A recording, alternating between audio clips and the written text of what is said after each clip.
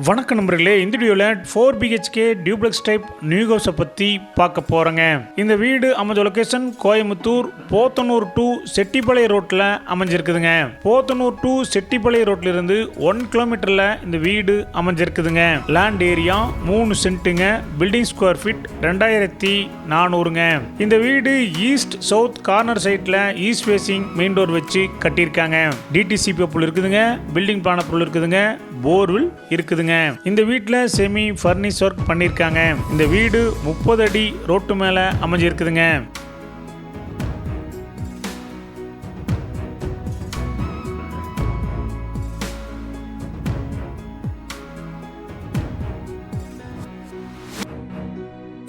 இந்த வீட்டுடைய மொத்த விலை 99 லட்சங்க.